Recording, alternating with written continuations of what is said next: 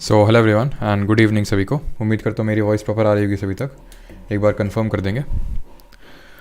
तो आज हम लोग का मॉडर्न हिस्ट्री का सेकंड लेक्चर रहने वाला है। ठीक है, कल के लेक्चर में हम लोगों ने एडवेंट ऑफ यूरोपियंस और एक्सपेंशन ऑफ ब्रिटिशर्स पढ़ा था। आज के इस पर्टिकुलर लेक्चर में हम लोग पढ़ने वाले हैं 1857 का जो रिवोल्ट हुआ था उसके बारे में। राइट, एक बार कंफर्म करेंगे सभी लोग कि वॉइस प्रॉपर है कि नहीं। गुड इवनिंग सभी को। विपिन, सोनिया, भावना, शिवम। चलिए तो स्टार्ट करें फिर।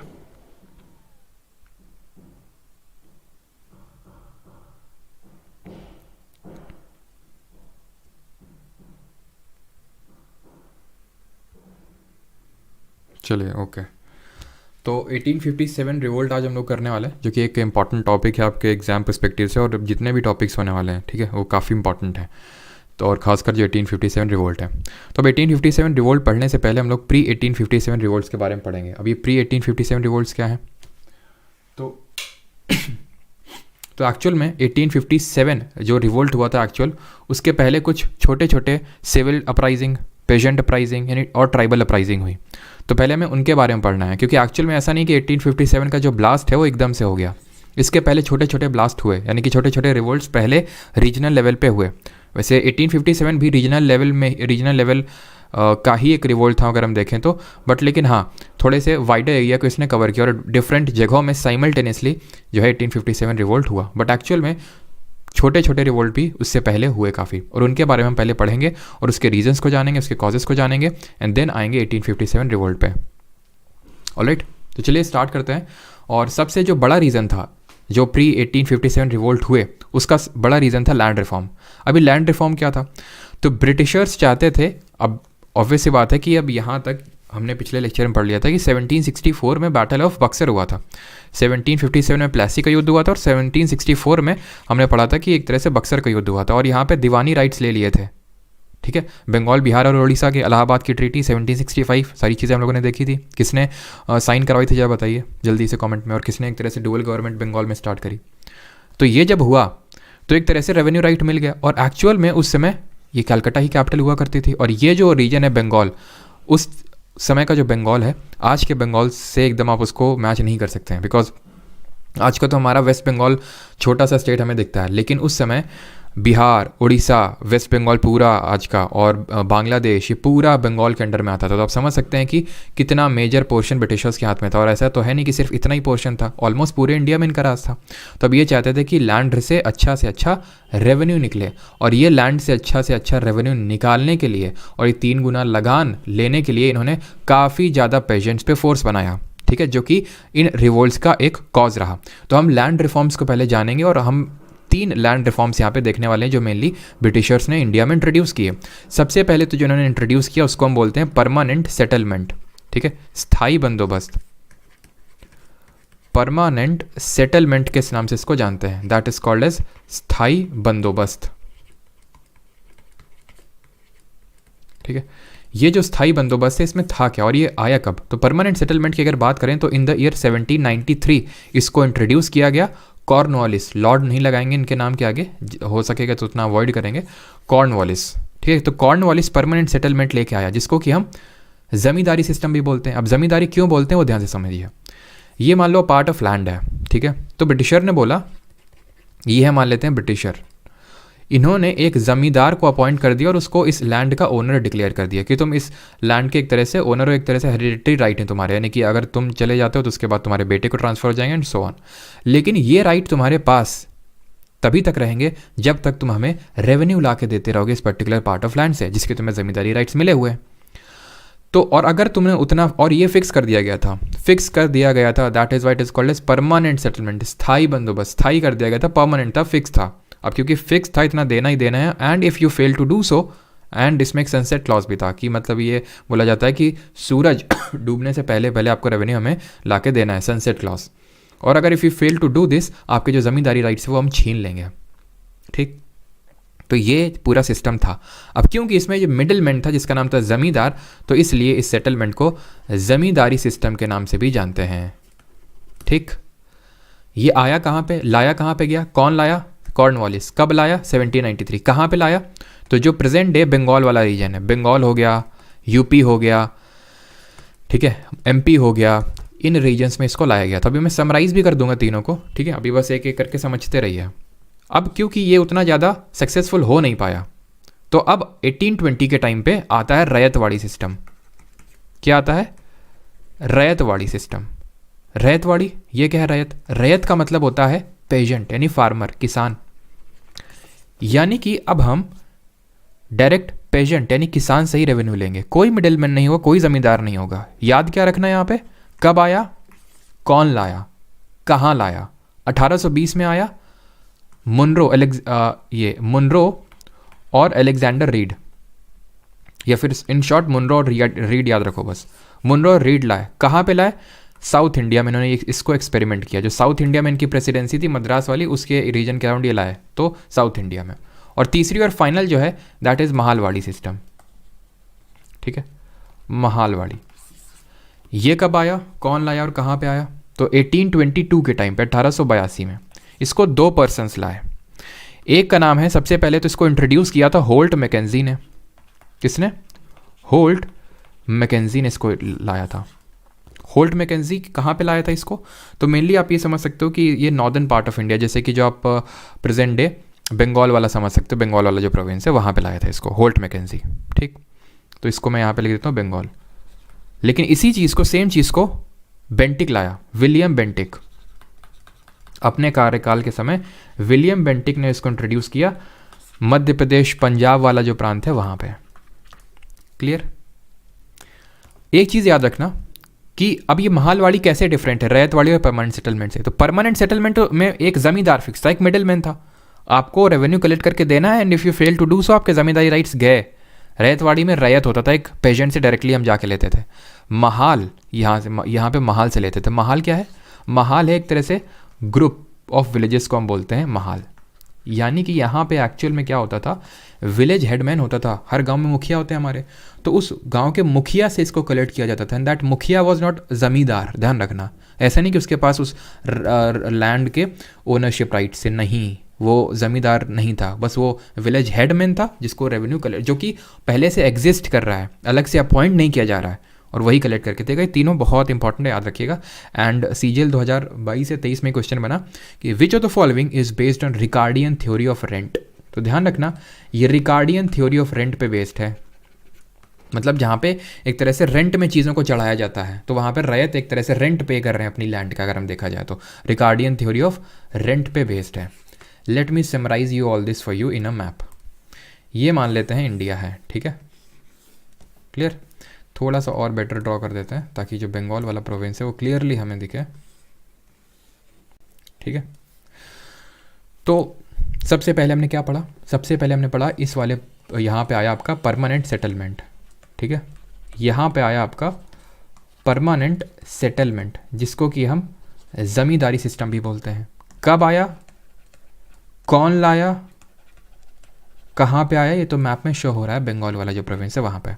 साउथ इंडिया में आ जाओ आप जल्दी से, मद्रास प्रोविंस, यहाँ पे आया आपका रैयतवाड़ी, जो कि किस पे बेस्ड है? रिकार्डियन थ्योरी ऑफ रेंट पे। याद रखना आसान है, आर से रैयतवाड़ी, आर से रिकार्डियन थ्योरी ऑफ रेंट। कब आया? 1820 में। कौन लाया? मुनरो और रीड, ठीक है, मुनरो एंड रीड।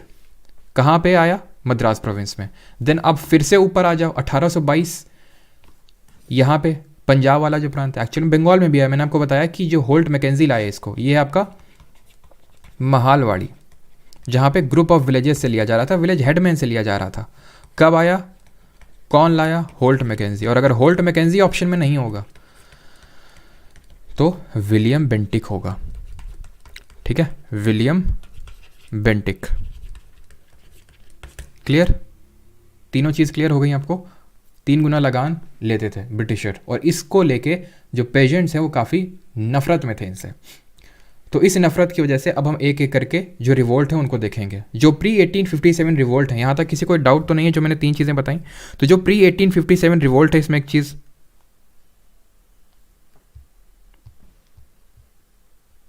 एक सेकेंड,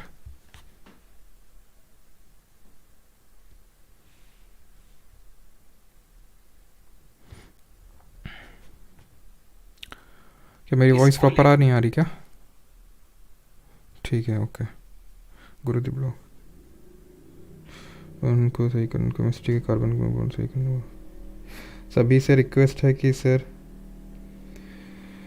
हाँ प्लीज़ सर के साथ सर एक साथ नोट्स जो बलौर अपलोड हो रहे हैं उनको सही करने। बलौर नहीं, ब्लर वाले सही हो चुके हैं राजवीर, ठीक है, ब्लर वाले सही हो चुके हैं।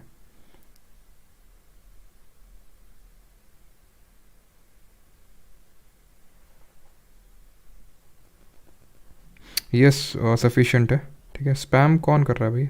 चलो ऑल क्लियर, ओके।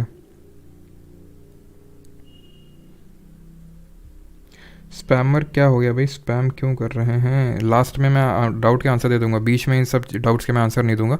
इससे टॉपिक से रिलेटेड कोई डाउट है तो वो पूछो, ठीक है, फालतू का नहीं।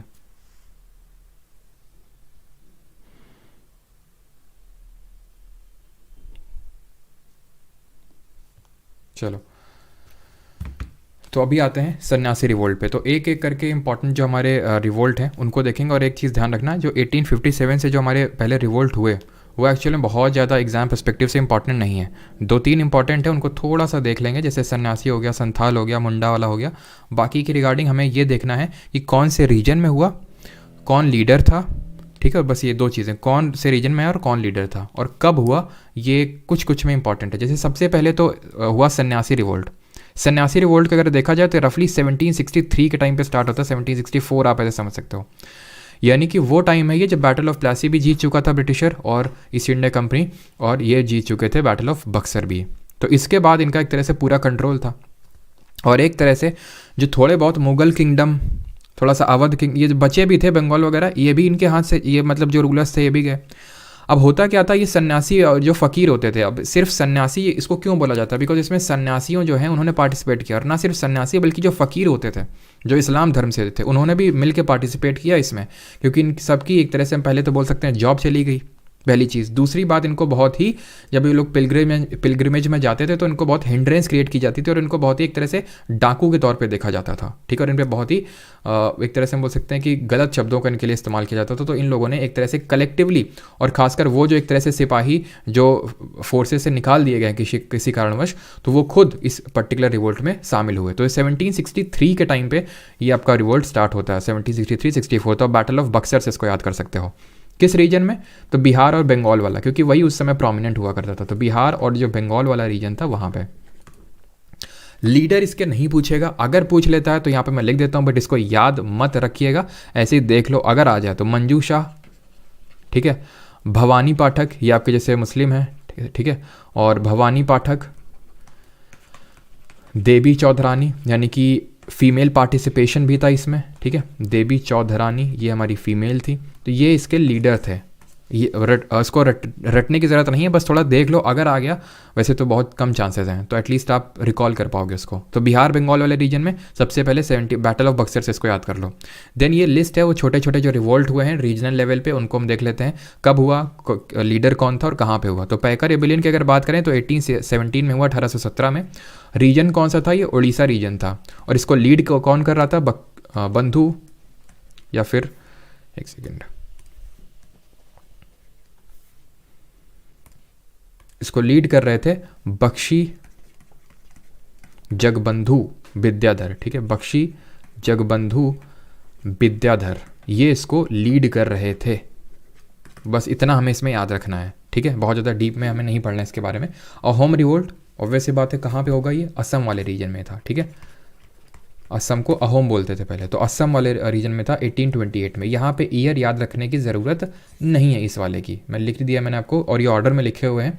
तो 1817 पैका का याद रख सकते हो, इसका बैटल ऑफ बक्सर से याद हो जाएगा, बाकी अहोम का याद करने की ज़रूरत नहीं है, ठीक है। असम रीजन तो आपको याद ही हो जाएगा, बाकी इसमें लीडर थोड़ा सा ध्यान रखना, गोमधर कुंवर, लीडर का नाम बस थोड़ा सा ध्यान रखना है। पागलपंथी रिवोल्ट जो है आपका, पागलपंथी 1825 के टाइम पे हुआ था स्टार्ट, और ये भी आपको याद नहीं रखना है इस ईयर को भी।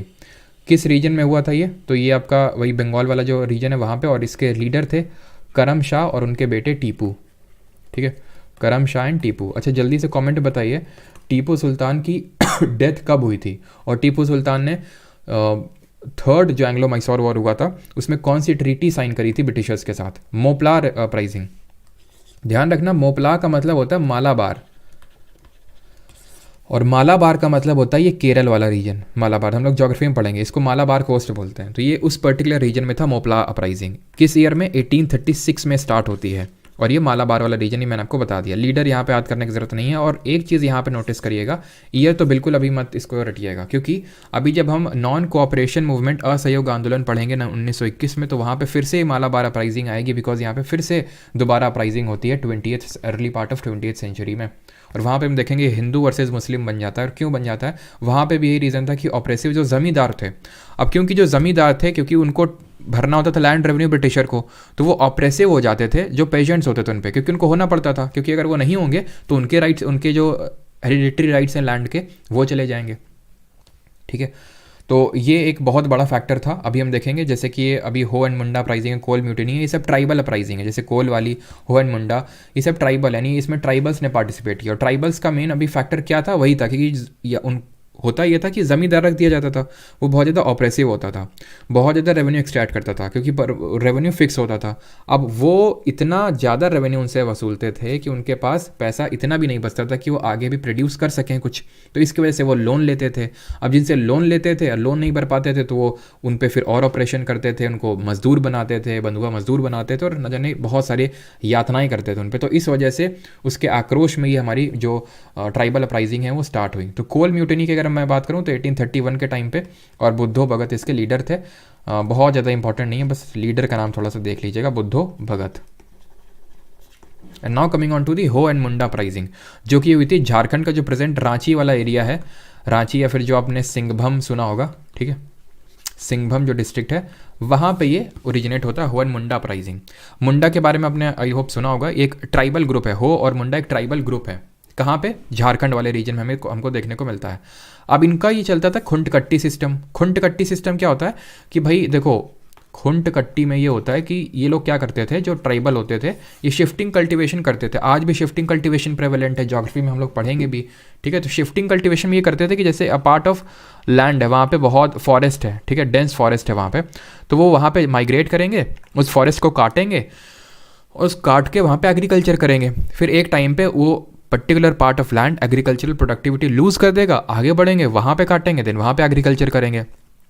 और वो एग्रीकल्चर जहाँ पे करेंगे वहाँ पे कोई प्राइवेट ओनरशिप नहीं होगी, बल्कि कलेक्टिव ओनरशिप होगी, और उस कलेक्टिव ओनरशिप को बोलते थे खुंटकट्टी सिस्टम। यानी कि जैसे फॉर एग्जांपल हम लोग का कबीला है बस 150 लोगों का, ठीक है, तो वो 150 लोग कलेक्टिवली उस लैंड को ओन कर रहे हैं। ऐसे नहीं कि ये मेरा लैंड वो मेरा लैंड, ऐसा नहीं। खुंटकट्टी सिस्टम को तोड़ा ब्रिटिशर ने, और यहाँ पे एक तरह से आउटसाइडर्स को भेजा। और वो आउटसाइडर मतलब इनके लिए आउटसाइडर को ये बोलते थे डीकूज। तो एक्चुअल में किसके खिलाफ रिवोल्ट कर रहे थे? डीकूज। और वो आउटसाइडर ऐसा नहीं कि ब्रिटिशर ही थे, और ऐसा नहीं कि जो हम लोग ट्राइबल अपराइजिंग देख रहे हैं, चाहे हो एंड मुंडा हो, चाहे कोल हो, चाहे अभी संथाल देखेंगे, कि वो सिर्फ ब्रिटिशर के खिलाफ थी। वो उन सब के खिलाफ थी जो आउटसाइडर है। जैसे फॉर एग्जांपल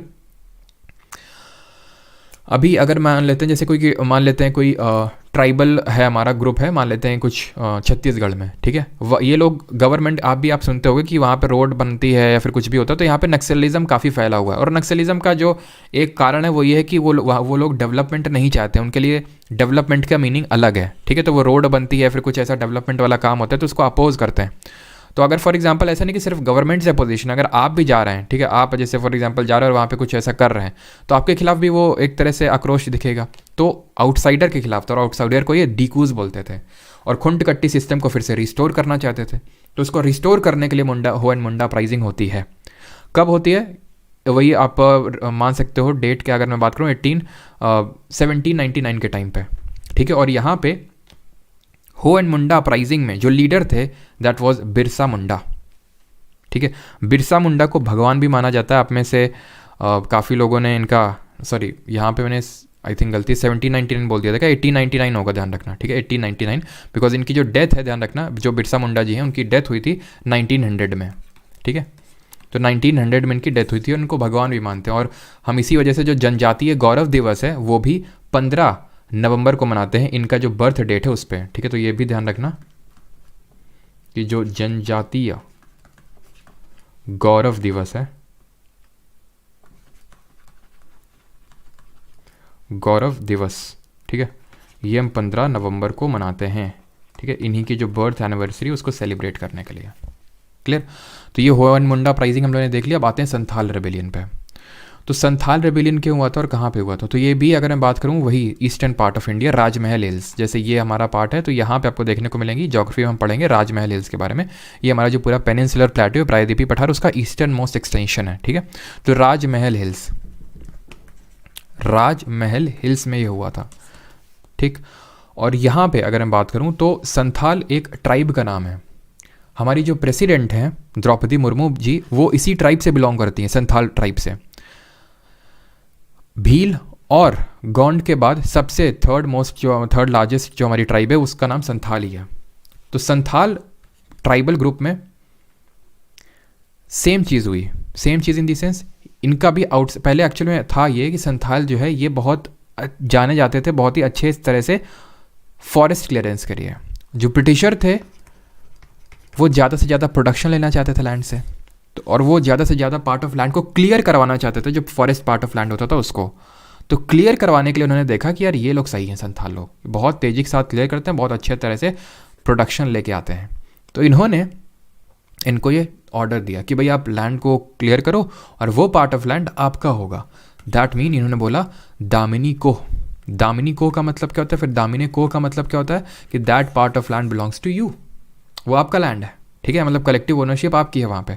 लेकिन धीरे धीरे इन्होंने वहाँ पे आउटसाइडर भेजे, ज़मींदार भेजे और इनसे भी ऑपरेसिव टैक्सेशन लेना स्टार्ट कर दिया। एक टाइम पे इतना, क्योंकि प्रोडक्टिविटी बहुत अच्छी दे रहे थे संथाल लोग, और एक टाइम पे इतना ज़्यादा बढ़ गया कि संथाल लोग जो है यहाँ से अब हो जाते नाराज़, और इन्होंने अब सबक सिखाने का सोच लिया, क्योंकि इतना ज़्यादा हो गया था कि कई सारे, क्योंकि वही मैंने पूरा जो विसीएस साइकिल आपको समझाया, विसीएस साइकिल इन द सेंस कि जैसे टैक्स ज़्यादा लिया जाएगा, अब टैक्स ज़्यादा लिया जाएगा तो उनके हाथ में पैसा नहीं बचेगा कि आगे वो कुछ खर्च कर सकें और कुछ इनपुट्स लगा सकें आगे एग्रीकल्चर में। तो एग्रीकल्चर जब आगे कर नहीं पाएंगे तो फिर लोन लेने जाएंगे तो फिर लोन चुका नहीं पाएंगे, लोन नहीं चुका पाएंगे तो वो फिर फर्दर उनको स्लेव बनाएगा, और इससे धीरे धीरे वो सुसाइड रेट्स भी इनके बढ़ने लगे थे। तो इसीलिए उन्होंने सोचा कि अब जो है इनको सबक तो सिखाना होगा, और इसके लिए सिद्धू और कन्हू दो भाई ने ये चीज़, वैसे तो 4 भाई थे लेकिन हमें 2 भाइयों के नाम याद रखने, सिद्धू और कन्हू, इन्होंने सोचा इन द ईयर 1855 ये हुआ था रिवोल्ट, कि हमें इसको इसको मतलब सप्रेस करना है, इनका जो ब्रिटिशर का ऑपरेशन जो बढ़ रहा है उसको। और उसको करने के लिए मतलब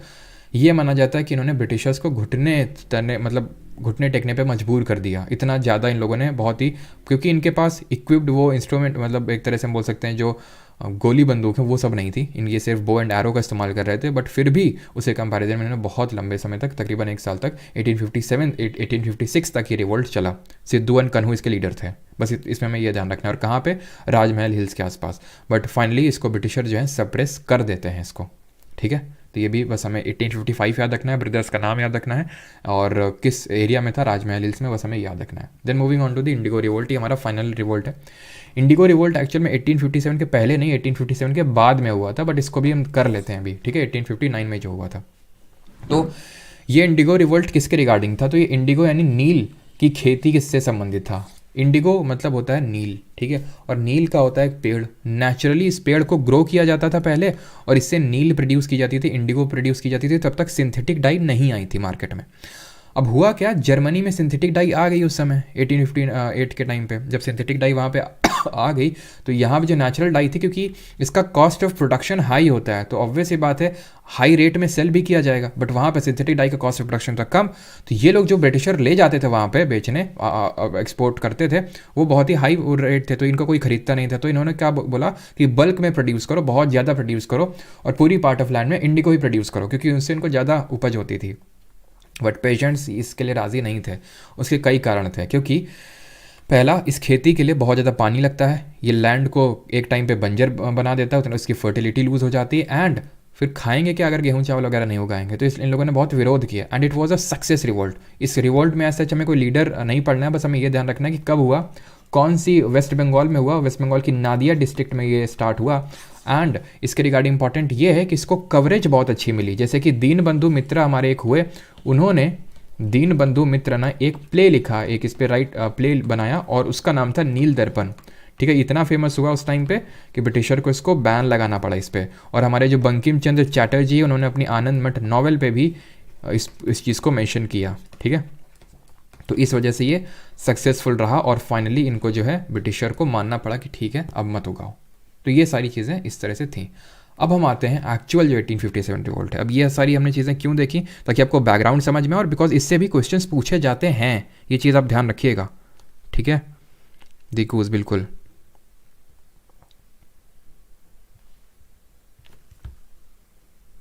यहाँ पे किसी कोई डाउट तो नहीं है?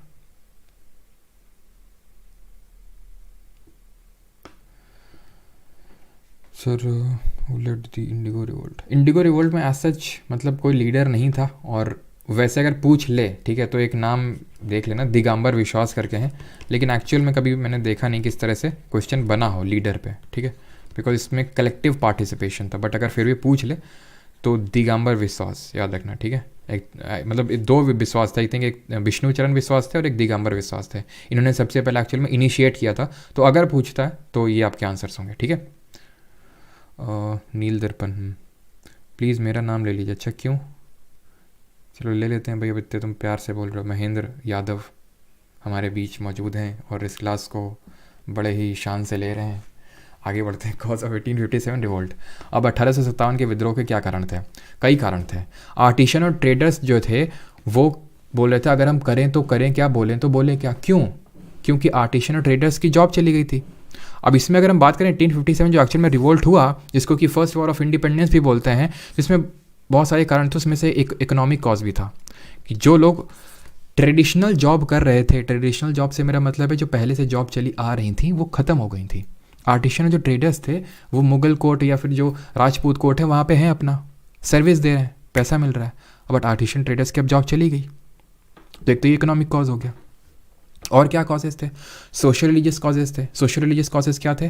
जैसे कि ब्रिटिशर्स हमेशा रेशियल डिस्क्रिमिनेशन पे बिलीव करते थे। रेशियल डिस्क्रिमिनेशन करते थे कि भाई हम गोरे हैं, या फिर हम रेशियल सुप्रीमेसी पे बिलीव करते थे कि हमारा ब्लड रॉयल ब्लड है, ठीक है, और इंडियन से डिस्क्रिमिनेट करते थे। एक तो ये एक कारण हो गया। दूसरा एक कारण था कि यहाँ पे इन्होंने क्रिश्चियन मिशनरीज़ काफ़ी भेजे। अब इन क्रिश्चियन मिशनरीज़ का काफ़ी काम था, एक तो कन्वर्ट करवाना हिंदुज़म में, इसमें क्रिश्चियनिटी में, हिंदूज़ को क्रिश्चियनिटी में, और इन लोगों ने, ब्रिटिशर ने रिफॉर्म लाने चाहे। वो रिफॉर्म कैसे लाने चाहे कि सती एबॉलिश करना, ये सारा कुछ करना। जैसे 1833 में आपको पता, हम लोग देखेंगे आगे कि हमारा अगला topic social religious reform movement ही होगा, जो कि काफ़ी इंपॉर्टेंट टॉपिक है। तो वहाँ पे सती एबॉलिश किया गया। तो ये सारी चीज़ें इनको पसंद नहीं आ रही थी हम इंडियंस को, कि हमारे आप रिलीजन में क्यों इंटरफेयर कर रहे हो, कि सती प्रथा हटा रहे हो, विडो रीमैरिज। भले वो आगे चल के आज हमें लगती है कि हाँ यार अच्छा तो किया ब्रिटिशर, लेकिन तब आप सोचिए जो रिजिड माइंडसेट था उसने उस चीज़ का अपोज किया। अब मैं ऐसा नहीं कह रहा हूँ कि ब्रिटिशर ने सब अच्छा करना का वो सोचा, उसमें से कुछ अच्छी चीज़ें हो गई, लेकिन अब ये जो क्रिश्चियनिटी में ये और ये रेशियल, इसका तो मतलब एक तरह से कोई वही नहीं है ना, ठीक है। तो ये एक तरह से काफ़ी बड़े रीजंस निकल के आए। फिर आपका कुछ ब्रिटिश पॉलिसीज़ भी रही, जैसे कि इस टाइम पे जब 1857 ये रिवोल्ट हुआ, तो इस समय गवर्नर जनरल इंडिया में था कैनिंग, ठीक है। अब ये जो कैनिंग था इसने एक एक्ट लाया और उसका नाम था general service establishment act. General service establishment act. और इस एक्ट के थ्रू किया क्या गया कि इनको बोला गया सोल्जर्स को कि आपको आउटसाइड इंडिया भी सर्व करना पड़ सकता है, यानी कि भारत से बाहर भी जाना पड़ सकता है, all through out the world आपको सर्व करने का मौका हम देंगे। बट एक्चुअल में हिंदुइज्म धर्म में ये था कि अगर आपने समुद्र क्रॉस कर लिया, यानी अगर आप देश से बाहर गए, तो आपने अपना धर्म खो दिया, ये था इसमें। और एक्चुअल में ये चीज़ ये डाली गई थी वेदास वगैरह में, ठीक है, जो हमारे एंशिएंट हिंदू स्क्रिप्चर्स हैं। और वो इसलिए डाली गई थी क्योंकि ये डलवाई गई थी। मैंने आपको बताया था कि एक लैंड ओनर हुआ करते थे, हिस्टोरिकल टाइम से देख रहे हैं हम लोग, एंशिएंट हिस्ट्री हम पढ़ के आ रहे हैं, मेडिवल हिस्ट्री में ये देखा कि जो पार्ट ऑफ जो लैंड का ओनर है वो नहीं चाहेगा कि जो उसके पेजेंट है, जो उस पर काम कर रहे हैं, वो बाहर कहीं चले जाएं। तो इसलिए हिंदू स्क्रिप्चर्स में ये चीज़ डलवाई गई कि आप जो है अगर बाहर जाएंगे तो आपका धर्म खो जाएगा। और वो चीज़ हमारे अंदर एकदम एंगल्फ हो चुकी थी कि मतलब बाहर जाना मतलब धर्म खोना। तो ये भी एक कारण था जो कि एक ब्रिटिश पॉलिसी थी, ठीक। इस वजह से जो आर्मी वाले थे वो नाराज़ थे, जो कि एक्चुअल में बहुत ज़्यादा इंडियंस भरे हुए थे ब्रिटिश आर्मी में। और क्या पॉलिसीज़ थी? डॉक्ट्रिन ऑफ लैप्स जैसी इनकी पॉलिसी थी, हड़प नीति जैसी, ठीक है। डॉक्ट्रिन ऑफ लैप्स, ये क्या था? डॉक्ट्रिन ऑफ लैप्स, लैप्स का मतलब ख़त्म हो जाना। 1857 में इसको डलहौजी लेके आया, इसको इंडिया में एक तरह से इसको यूज़ किया। हम इसको डलहौजी ने, भले इसको हम क्रेडिट देते हैं कि इसने डॉक्ट्रिन ऑफ लैप्स या हड़प नीति लाया, जिसके तहत था क्या वो भी मैं आपको बताता हूँ। लेकिन एक्चुअल में जिस तरह हमने कल देखा था सब्सिडियरी अलायंस, 1798 वेलेस्ली लेके आया था, बट एक्चुअल में ओरिजिनेटर कौन था? डुप्ले था, जो फ्रेंच गवर्नर जनरल था। उसी तरह डॉक्ट्रिन ऑफ लैप्स ऐसा नहीं डलहौजी के द्वारा कोई कॉन्सेप्ट दिया हो, इसने इंट्रोड्यूस किया था, बस इसको इंडिया में अच्छी तरह से यूज़ किया था। इसके तहत ये था कि अगर कोई भी किंगडम है, उस किंगडम को जो राजा है अगर उसका बेटा नहीं है तो ब्रिटिशर का वो पूरा किंगडम हो जाएगा, फर्स्ट। सेकेंडली, अगर उसका अडॉप्टेड सन भी है तो भी उस अडॉप्टेड सन को हम सिर्फ कुछ राइट्स देंगे कि हाँ उसको पेंशन वगैरह मिलती रहेगी, लेकिन एक्चुअल में भले उसको हम गवर्निंग राइट, वो हम पे डिपेंड करेगा एक तरह से। ब्रिटिशर बोलते हैं कि अगर अडॉप्टेड सन है, आपने गोद लिया है, तो हम पे डिपेंड करेगा कि हम देना चाहते हैं उसको कि नहीं देना चाहते। ऑब्वियसली क्यों देंगे वो उसको, ठीक है। तो ये भी एक कारण था इनकी ब्रिटिश पॉलिसी थी, और यही कारण की वजह से जो हमारी रानी लक्ष्मीबाई हैं वो यहाँ पे आती हैं, बिकॉज उनका एक अडॉप्टेड सन था और उस सन को इन्होंने राइट्स नहीं दिए थे ओनरशिप के, इस वजह से उसे छीन लिया था। इस वजह से उन्होंने 1857 का जो रिवोल्ट है उसमें हिस्सा लिया। क्लियर है? तो ये कुछ हमें पॉलिसीज़ हैं देखने को मिलती है ब्रिटिशर्स की 1857 के टाइम पे, जो काफ़ी ऑप्रेसिव थी, और इसकी वजह से 1857 रिवोल्ट का धीरे धीरे जो बबल है वो बढ़ता जा रहा था। तो कैनिंग का नाम याद रखना यहाँ पे। Canning was the governor general of India during the 1857 का रिवोल्ट। ये चीज़ रटनी है आपको। मैंने जहाँ पे नहीं रटना था वहाँ पे बोला है क्लियरली कि नहीं रटना है इसको, और जहाँ है तो फिर उसको रटना है पड़ेगा आपको, ठीक है। जनरल सर्विस इस्टेब्लिशमेंट एक्ट आप ना रटें, कोई दिक्कत नहीं है, ठीक है। वो आएगा तो मुझे पता है वो आप कर ले जाओगे, और इतना ज़्यादा पूछने के चांसेस भी नहीं, लेकिन कैनिंग ज़रूर पूछेगा। डॉक्ट्रिन ऑफ लैप्स में ये पूछेगा सबसे पहले किसको एक्वायर किया, ठीक है। तो ध्यान रखना, सतारा को पहले वो किया गया था, और 1848 में। एक्चुअल में इसको पहले ही इसने इंट्रोड्यूस करना स्टार्ट कर दिया था। किसने? डलहौजी ने। मैंने 49 लिख दिया गलती से। 1848 में सतारा को सबसे पहले इसने कॉन्कर किया, ठीक है। जिस तरह, अच्छा ये बताइए जल्दी से कमेंट में कि सब्सिडियरी अलायंस हम लोगों ने कल देखा था, और वो जो सब्सिडियरी अलायंस है उससे सबसे पहले कौन से स्टेट को कॉन्कर किया गया था, ये बताइए जल्दी से। देन हमारा सतारा के बाद संबलपुर, ठीक है, संबलपुर और जैतपुर, ये कब कॉन्कर हुए? 1849 में, 1849 में। और Jhansi in the year 1854, Jhansi को इन द ईयर 1854, ठीक है। तो एक तरह से धीरे धीरे हर किंगडम को, मतलब ये बोल रहे थे कि हमारी जिम्मेदारी बनती, ब्रिटिशर बोले तो हमारी जिम्मेदारी बनती है कि हम सभी स्टेट को वहाँ पे प्रॉपर गवर्नेंस लेके आएँ, तो इसलिए हम ये कर रहे हैं। देख रहे हो लॉजिक इनका? तो इसलिए हम ये सारी चीज़ें कर रहे हैं। और ये एक तरह से, चलो वो खैर आपके एग्जाम के लिए इंपॉर्टेंट नहीं है तो उसको डिस्कस नहीं करेंगे, लेकिन ये चीज़ आपको याद होनी चाहिए सबसे पहला। और जो अभी मैंने क्वेश्चन पूछा था सब्सिडियरी अलायंस वाला, तो दैट विल बी हैदराबाद, उसको सबसे पहले कॉन्कर किया गया था, ठीक है।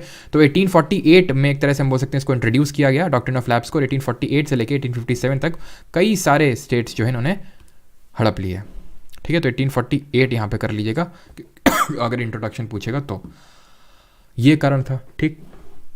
अब यहाँ पे हम देखते हैं इमीडिएट कॉज क्या था। तो हमने कुछ कॉजेज़ देखे, जैसे कि इकोनॉमिक कॉजेज़ देखा, इकोनॉमिक कॉज में देखा कि जो ट्रेडिशनल जॉब्स थी वो ख़त्म हो रही थी। सोशल रिलीजियस कॉजेज़ देखे, किस तरह क्रिश्चियनिटी में कन्वर्जन हो रहा था, रेशियल डिस्क्रिमिनेशन हो रहा था, ठीक है। किस तरह जनरल सर्विस इस्टेब्लिशमेंट एक्ट आया और वहाँ पे आपको बाहर भेजा जा सकता था। किस तरह की रिलीजियस रिफॉर्म के थ्रू इंटरनल जो रिलीजियस मैटर्स है उनमें हिंड्रेंस, मतलब एक तरह से फालतू में दखलंदाजी कर रहे थे। एंड अब हम देखेंगे इमीडिएट कॉज। जैसे फॉर एग्जांपल मैं आपको एक एग्जांपल देता हूँ, जैसे कि आप हो, ठीक है, ये ठीक है, और ये आपका दोस्त है, ठीक।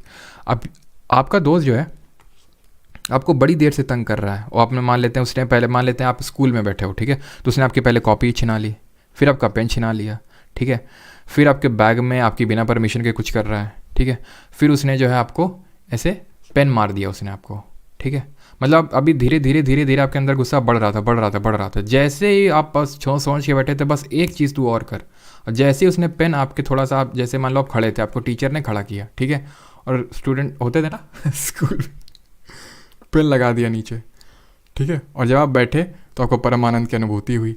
तो अब आपने जो है पूरा गुस्सा निकाल दिया अपने उस फ्रेंड पे, है ना। ये रिलेट कर पा रहे होंगे काफ़ी सारे जो काफ़ी सारे लोग हैं ना। तो एकदम से कुछ ऐसा होता है कि वो आपका बर्निंग फैक्टर बन जाता है, उसको हम इमीडिएट कॉज बोलते हैं। तो ऐसे ही अभी ये सारे फैक्टर्स थे, लेकिन इमीडिएट कॉज क्या था? And that was Enfield rifle को इंट्रोड्यूस किया गया था, जहाँ पे ग्रीस्ड कार्ट्रिज का यूज़ किया जा रहा था। What is this greased cartridge? ये एक पूरा एक तरह का ट्यूब होता था, एक तरह से हम बोल सकते हैं, और उसमें पाउडर भरा होता था, एक असलाहा बोल सकते हैं इसको, ठीक है, और इसमें बुलेट, गोली होती थी। इसको डालना होता था और इसको यहाँ से, इस पर्टिकुलर चीज़ को यहाँ से निकालना होता था, और निकाल के फायर करना होता था। तो मैं आपको वीडियो दिखाता हूँ, उससे आप बेटर समझ पाओगे, ठीक है।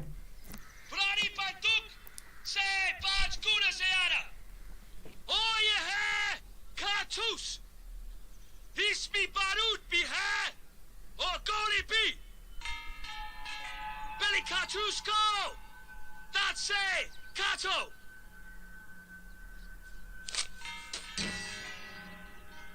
Fear barut andedalo. Fear your goli tuso.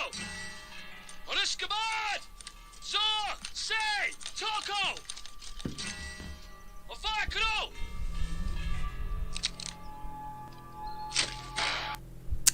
तो बात ये आती है कि ये एक्चुअल में एक रीज़न कैसे बना। रीज़न इसलिए बना इमीडिएट कॉज क्योंकि ये खबर फैल गई, क्योंकि एक बार ये माना जा रहा था, ठीक है, और जो इस फिल्म में भी दिखाया गया कि मतलब ये लोग लेके जा रहे थे, कारतूस गिर गए और उसके पास कुत्ते आके मतलब सूंघने लगे, जो कि यूजुअली तब होता है जब कुछ मीट ऐसा मतलब कुछ होता है, नॉन वेज टाइप होता है।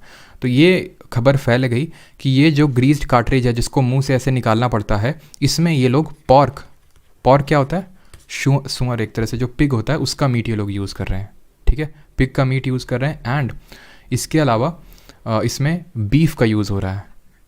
बीफ क्या होता है, गाय का आप जानते हो मांस, उसको बीफ बोलते हैं। पॉर्क जो होता है, जो यहाँ जो मुस्लिम धर्म होता है, इस्लाम धर्म होता है, उसमें ये बहुत ही ऐसा समझ लो कि जैसे बीफ है हमारे हिंदूज़ के लिए, वैसे इस्लाम धर्म में, ठीक है, जैसे हिंदूज़ के लिए बीफ है। आपको अगर कोई बोल दे कि भाई गाय का मांस, तो आप एकदम मार डालोगे इसको, हिंदू कट्टर हिंदू होगा तो मतलब समझ सकते हो, मुझे बताने की ज़रूरत नहीं। वैसे ही इस्लाम में अगर आपने इस्लाम धर्म में अगर बोल दिया, वैसे तो जैसे मैं गया हूँ एक बार, क्योंकि मैं, ठीक है, तो ठीक है, तो शादी में सब हर तरह का मीट होता है, हर तरह का मीट होगा, ठीक है, बट पॉर्क अगर आपने वहाँ पे बोल दिया ना तो फिर आपकी ऐसी तैसी हो जाएगी। पॉर्क जो होता है वो सुअर का गोश्त होता है, सुअर का जो पिग होता है, और ये बहुत ही प्रोहिबिटेड है इस्लाम धर्म में। तो ये माना जाता था जो ग्रीस्ड कार्ट्रिज थी उसमें पॉर्क या बीफ का यूज़ हो रहा है, इसलिए ये एक कॉज ऑफ रिसेंटमेंट था इन लोगों में, और इसी वजह से यहाँ पे एक्चुअल में ये एक हम बोल सकते हैं कि इमीडिएट कॉज था। इमीडिएट कॉज कैसे था वो समझते हैं। तो यहाँ पे मंगल पांडे हुए एक, ठीक है, मंगल पांडे कौन थे? मंगल पांडे एक सोल्जर थे, 34th इन्फेंट्री हुई। अभी इन्फेंट्री क्या होती है, मतलब एक सोल्जर्स का हम ग्रुप बोल सकते हैं, तो कैटेगराइज करने के लिए ये ग्रुप बना के रखते थे कि भाई ये पहली दूसरी तीसरे से 34th नेटिव इन्फेंट्री हुई। उस 34th नेटिव इन्फेंट्री के एक सैनिक थे मंगल पांडे जी, और मंगल पांडे जी ने जो है क्या किया, जब इनको ये पता चला, ठीक है, पांडे आप जान सकते हैं ये मतलब ब्राह्मण धर्म में आता, मतलब ब्राह्मण कास्ट में आता है जो कास्ट है पांडे, तो ऑब्वियसली मतलब बात है कि जो ब्राह्मण से वो तो बिल्कुल इस चीज़ को एक्सेप्ट नहीं करेंगे। तो 34th नेटिव इन्फेंट्री के हमारे सोल्जर थे मंगल पांडे जी, इन्होंने अपने जो सर्जेंट मेजर था उसकी हत्या कर दी, fired at the sergeant major. और जब ये बात पता चली ब्रिटिशर को, तो इन्होंने कब किया, फायर कब किया, ये भी डेट पता होनी चाहिए यहाँ पे, 29 मार्च को। और जब ये ब्रिटिशर को बात पता चली तो इन्होंने फांसी पे लटका दिया मंगल पांडे जी को। ही वॉज एक तरह से हैंग्ड। और ये कब हैंग किया गया इनको, ये भी डेट पता होना चाहिए, 8, कहीं कहीं पे 9 अप्रैल है, बट इतना भी प्रिसाइजली एक्यूरेटली पता होने की ज़रूरत नहीं है, 8 या 9 अप्रैल ऐसे याद रखो, ठीक है। तो 8 अप्रैल में इनको हैंग कर दिया गया। जब इनको हैंग कर दिया गया तो ये और जो बाकी के सोल्जर्स उनमें रिसेंटमेंट इस चीज़ ने बढ़ाया, और 24 अप्रैल को ये माना जाता है कि 24 अप्रैल को एक थर्ड नेटिव कैवलरी हुई। कैवलरी मतलब जो घुड़सवार है ना, तो थर्ड नेटिव जो कैवलरी थे उन्होंने जो है, उनमें से तकरीबन आई थिंक 90 के अराउंड ये होंगे कैवलरी पर्सन्स, उन्होंने ग्रीस्ड कार्ट्रिज का यूज़ करने से मना कर दिया। और जब मना कर दिया तो उनमें से 85 लोगों को जेल में डाल के 10 साल की सज़ा सुना दी गई। और जब ये हुआ तो जो बाकी के थे उन्होंने क्या किया, उन्होंने सबसे पहले 9 मई को सबसे पहले तो जितने भी अराउंड में थे, जो भी मतलब ब्रिटिशर थे, उनको मारा, अपने जो भी साथी थे उनको रिलीज़ किया, and they March toward Delhi, ठीक है। तो ध्यान रखना 9 मई को जो है इन लोगों को, मतलब 24 अप्रैल को ये घटना होती है, और 9 मई को इन लोगों को डिसमिस करके, एक तरह से 9 मई को इनको डिसमिस करके 10 साल की जेल हो जाती है। और फिर उसी दिन आप ऐसे समझ सकते हो कि फायरिंग वगैरह करके सबको जेल से निकाल के, और ये मार्च स्टार्ट कर देते हैं टुवर्ड्स दिल्ली। तो अगर आपसे पूछ ले कि व्हेन डिड ये 1857 का रिवोल्ट स्टार्टेड, तो आंसर होगा 10 मई 1857 को ये रिवोल्ट स्टार्ट हुआ था। क्लियर है कि कैसे स्टार्ट हुआ, बिगिनिंग हुआ। अब हम यहाँ पे पढ़ेंगे स्प्रेड के बारे में। स्प्रेड ये रीजनल लेवल पे हुआ, ठीक है, मतलब मेनली ये नॉर्थ इंडिया में लिमिटेड रहा, साउथ इंडिया कहीं ना कहीं अलग रहा, और साउथ इंडिया के बहुत ज़्यादा हमें कुछ पार्टिसिपेशन देखने को नहीं मिलता है। तो अब डिफरेंट जगह इसके कुछ हॉटस्पॉट थे, जैसे दिल्ली था, मेन हॉटस्पॉट था। अभी हमने देखा कि ये लोग दिल्ली की तरफ मार्च किए। अब दिल्ली की तरफ मार्च क्यों किए? बिकॉज दिल्ली अगर हम देखें तो यहीं पे एक्चुअली दिल्ली के साथ बहुत ही प्रेस्टिजियस ग्लोरी अटैच है। यहीं पे मुगल बादशाह भी बैठता था, और उस समय जो मुगल बादशाह हुआ, ठीक है, जो मुगल रूलर हुआ, ठीक है, जो कि बहुत ही वीक रूलर था, उसका नाम था बहादुर शाह जफ़र, या फिर बहादुर शाह द्वितीय भी बोलते हैं, बहादुर शाह सेकंड, ठीक है, बहादुर शाह जफ़र ये हुआ। और लोग दिल्ली में गए, और दिल्ली में एक्चुअल में ये इन्होंने सबने, या फिर एक तरह से बोल सकते हैं जितने जहाँ पे भी रिवोल्ट हुआ, इन्होंने ये बोला कि हम मुगल सुज़ेरानिटी को एक्सेप्ट करते हैं, यानी हम ब्रिटिशर्स के अंडर नहीं रहेंगे, हमारा जो एक तरह से बोल सकते हैं किंग है वो बहादुर शाह जफ़र है। और एक्चुअल में वो दिखाना चाह रहे थे इसके थ्रू कि we are all united, but actual में बहादुर शाह जफ़र एक बहुत ही पुअर लीडर था और बूढ़ा हो चुका था, तो एक्चुअल में लीडर नहीं था। एक्चुअल में जो लीडर था वो जनरल भक्त खान था, ठीक है। ये अब भक्त खान के बारे में एग्जैक्टली बहुत ज़्यादा हमें पता नहीं है, ये माना जाता है ये रोहिल्ला जो है वो बैकग्राउंड है, जो रोहिल्ला मुस्लिम्स थे उनसे इसका बैकग्राउंड ट्रेस किया जाता है, बट उससे हमें लेना देना नहीं है। तो एक्चुअल में जो लीडर था वो भक्त खान था, बट अगर भक्त खान ऑप्शन में नहीं होगा तो क्या आंसर होगा आपका? बहादुर शाह जफ़र, ये ध्यान रखना है। तो हम देख लेते हैं कि कहाँ से इस रिवोल्ट को कौन कौन लीड कर रहा था, इसके कौन कौन से नर्व सेंटर थे। तो दिल्ली में कौन लीड किया? जनरल भक्त खान। और मैंने आपको बताया कि अगर ऑप्शन में भक्त खान नहीं होगा देन आप आंसर क्या मार्क करेंगे? फिर पक्का होगा बहादुर शाह जफ़र या फिर बहादुर शाह सेकंड, ठीक है, बहादुर शाह द्वितीय। लखनऊ से कौन लीड कर रहा था? बेगम हज़रत महल। बेगम हज़रत महल कौन थी? ये जो अवध किंगडम, अगर आपको याद आ रहा हो, जो हमने 1764 में पार्टिसिपेशन नहीं देखा तो शुजाउद्दौला अवध का नवाब था, तो ऐसे ही एक मतलब इस समय एक नवाब हुए और वो नवाब की डेथ हो चुकी थी, तो उनकी वाइफ थी बेगम हज़रत महल, जो कि सर्जेंट के तौर पे रूल कर रही थी अपने माइनर सन के बेसिस, मतलब माइनर सन की जगह पे, ठीक है। तो बेगम हज़रत महल जो कि ब्रिटिशर नहीं रूल करने दे रहे थे, तो इसलिए इन्होंने पार्टिसिपेट किया। बट बाद में जो है ये मतलब जब ये सप्रेस हुआ लखनऊ से, तो ये भाग निकली नेपाल के जंगलों में, और उसके बाद कुछ इनका पता नहीं चला। कानपुर से अगर हम बात करें तो नाना साहिब लीड कर रहे थे, ठीक है, नाना साहिब भी जंगलों में भाग जाते हैं, और उसके बाद इनके ही एक फ्रेंड थे तांतिया टोपे, वो लीड करते हैं, ठीक है। अब ये हैं कौन वो समझिए, कौन? नाना साहिब। तो मैंने आपको बताया था, या फिर हम लोगों ने देखा था 1818 में क्या हुआ था, third Anglo Maratha war decisive था। यहाँ पे जो हमारे पेशवा बाजीराव सेकंड हैं, पेशवा बाजीराव द्वितीय, इनको भेज दिया गया था बिठूर में, और मैंने आपको बताया था बिठूर कहाँ पे है? कानपुर में है। तो वहीं पे बिठूर में ही इनके ये एडॉप्टेड सन थे नाना साहेब बाजीराव सेकंड के। अब क्योंकि एडॉप्टेड सन थे तो आप समझ सकते हैं जो पेशवाशिप के जो राइट्स हैं, फिर पेशवा का जो टाइटल है वो इनको नहीं मिला। याद करिए डॉक्ट्रिन ऑफ लैप्स को, इसलिए इनका रिवोल्ट था, और इन्होंने खुद को यहाँ पे जो ब्रिटिश रीजेंट था उसको हत्या कर दी, और यहाँ को खुद को एक तरह से पेशवा घोषित कर दिया, और बहादुर शाह जफ़र को खुद का गवर्नर घोषित कर दिया कि मेरा गवर्नर बहादुर शाह जफ़र है। इनके जाने के बाद तांतिया टोपे यहाँ से लीड करते हैं। बिहार से अगर बात करें, एक लैंड लॉर्ड थे, वो थे हमारे कुंवर सिंह, एक तरह से ज़मींदार थे, बिकॉज ज़मींदार भी ना खुश थे क्योंकि उनके हेरिडिटरी राइट्स छीन लिए जाते थे अगर वो नहीं एक्चुअल में पे करते थे तो, ठीक है। जो परमानेंट सेटलमेंट हम लोगों ने देखा था, स्थायी बंदोबस्त, उससे एक्चुअल में सबको ही नाराज़ था।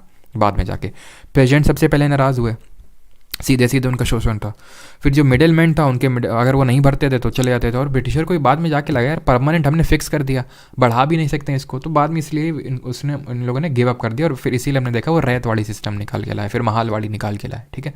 तो कुंवर सिंह ध्यान रखना यहाँ से लीड कर रहे थे, ठीक। और हाँ, एक नाम आपको और याद रखना, शाह मल करके एक और लीडर थे हमारे, बट वो लीड कर रहे थे यूपी का एक बागपत वाला जो रीजन है यहाँ से, ठीक है। तो उतना ज़्यादा इंपॉर्टेंट नहीं है, बस याद रखना शाह मल करके एक थे जो 1857 के रिवोल्ट में इन्होंने पार्टिसिपेट किया था यूपी से। बरेली से अगर हम बात करें तो खान बहादुर खान जो कि रोहिल्ला थे, ठीक है। खान रोहिल्ला, क्या ये मैं रोहिल्ला बोल रहा हूँ बाद में, तो रोहिल्ला एक अफगानी ट्राइब मानी जाती है जो इंडिया के इस पर्टिकुलर जो मेरठ वाला रीजन है यहाँ पे लोग सेटल डाउन किए थे, ठीक है। खान बहादुर खान इन्होंने लीड किया। झांसी से हमारी रानी लक्ष्मीबाई जी ने लीड किया, रानी लक्ष्मीबाई। और रानी लक्ष्मीबाई की अगर हम बात करें तो ये थी कौन? तो जो अभी मैंने नाना साहब आपको बताया था बाजीराव सेकंड के जो अडॉप्टेड सन थे, तो ये जो बाजीराव सेकंड थे इनको सर्व करते थे रानी लक्ष्मीबाई के जो पिता थे वो, तो एक तरह से हम बोल सकते हैं रानी लक्ष्मीबाई और नाना साहब ये एक तरह से फ्रेंड थे। नाना साहब तांतिया टोपे, रानी लक्ष्मीबाई। हमारे यहाँ पे मतलब जो बिठूर ये जगह पड़ती है वहाँ पे इनके नाम पे नाना साहब पार्क भी है और इनके नाम पे भी रानी लक्ष्मीबाई नाम के, बिकॉज ये यहीं पे पली बड़ी थी। और रानी लक्ष्मीबाई की अगर बात करें ओरिजिनल नेम क्या है तो मणिकर्णिका, ठीक है, मणिकर्णिका, मणिकर्णिका ये नाम याद रखिएगा, ठीक है। मणिकर्णिका तांबे पूरा नाम था, ठीक है। वही मैं सोच रहा था क्या था सरनेम तांबे, अगर आपको याद हो आईपीएल में भी एक प्लेयर है ना बॉलिंग करते हैं तांबे, उन पे मूवी भी बनी थी तांबे, तो मणिकर्णिका तांबे ये इनका पूरा नाम था। इन शॉर्ट मनु करके इनके फादर जो है बुलाया करते थे, ठीक है। तो इन्होंने पूरी जो शिक्षा दीक्षा है वो ये कानपुर में ही करी थी और जो सारी इन्होंने कैसे बैटल लड़ा जाता है वो सारी चीज़ें, ठीक है। फैज़ाबाद की अगर बात करें तो फैज़ाबाद से लीड किया था मौलवी अहमदुल्ला ने, मौलवी अहमदुल्ला ये लीडर थे। अब ये जो पूरा रिवोल्ट है इसकी कुछ खामियां थी जिसको भी हम डिस्कस करेंगे। सबसे बड़ी खामी ये थी कि लीडर नहीं था कोई एक ढंग का, ठीक है, कोई एक ढंग का। चलो पहले हम इसकी खामियां डिस्कस कर लेते हैं, ठीक है, कि क्यों मतलब इसका ये रीजंस फॉर फेलियर ऑफ 1857। तो limited territorial and social base, मतलब पूरा ऑल पैन इंडिया मूवमेंट नहीं था, सिर्फ नॉर्थ इंडिया में ही था, South India was not participating in this movement. Lack of coordination और सोशल बेस, टेरिटोरियल तो बेस तो देख लिया, सोशल बेस में किस तरह कमी थी, सोशल बेस में इस तरह से कमी थी जो रिच जमींदार थे उन्होंने पार्टिसिपेट नहीं किया इसमें, करेंगे तो उनके हेरिडिटरी राइट चले जाएंगे, तो उन्होंने नहीं पार्टिसिपेट किया इसमें, तो इस तरह से लिमिटेड हो गया। कोऑर्डिनेशन और लीडरशिप की कमी थी, कौन लीडर किसको मान रहे थे सब, कि बहादुर शाह जफ़र, बहादुर शाह जफ़र खुद में ही उनको कॉन्फिडेंस नहीं है कि हम लीडर हैं तो लीडरशिप वो क्या ही करेंगे, बुढ़ा चुके थे वो, ठीक है, मतलब बुढ़े हो चुके थे, तो इसलिए लैक ऑफ कोऑर्डिनेशन और लीडरशिप देखने को मिलता था। इफेक्टिव लीडरशिप नहीं थी तो बट रीजनल लेवल पे थी, सेंटर लेवल पे नहीं थी। एंड पॉलिटिकल पर्सपेक्टिव नहीं था कि भाई रूल किस बेसिस पे हम स्टैब्लिश करना चाहते हैं। एंड और भी काफ़ी सारे फैक्टर थे जिनमें कि एक ये भी था कि भाई वेपनरी नहीं थी, रिसोर्सेज नहीं थे जो लोग लड़ रहे थे, और ब्रिटिशर्स के पास रिसोर्सेज थे। अभी हमने देखा कि सीधे उनके पास बुलेट मारेंगे, अब यहाँ हम क्या यूज़ करें, ट्रेडिशनल जो हमारे इक्विपमेंट्स उनको यूज़ कर रहे हैं, ठीक है। तो ये कुछ रीज़न से फेलियर के, इसलिए इसको सप्रेस कर दिया गया। और अब हम देखेंगे कि कौन कौन सप्रेसर था। हर जगह से हमें सप्रेसर देखने की ज़रूरत नहीं है, वो यहाँ पे मैं लिखवाने को सब लिखवा सकता हूँ, लेकिन जो एग्ज़ाम में आएंगे, ठीक है, और वैसे भी ये मैचिंग में आते हैं यूजुअली, और आप आराम से अगर फॉर एग्जांपल इनमें से नहीं भी पूछेगा जिसके चांसेस बहुत कम है तो भी आप एलिमिनेशन से तो आराम से कर ही पाओगे। दिल्ली में अगर सबसे पहले बात करें जॉन निकोलसन ने, ठीक है, जॉन निकोलसन ने इसको सप्रेस किया, यानी इसको दबाया। क्योंकि ब्रिटिशर्स को जब ये चीज़ पता चली तो उन्होंने एक सैन्य टुकड़ी भेजी हर जगह में, तो जो सैन्य टुकड़ी दिल्ली में भेजी उसका लीडर जॉन निकोलसन था।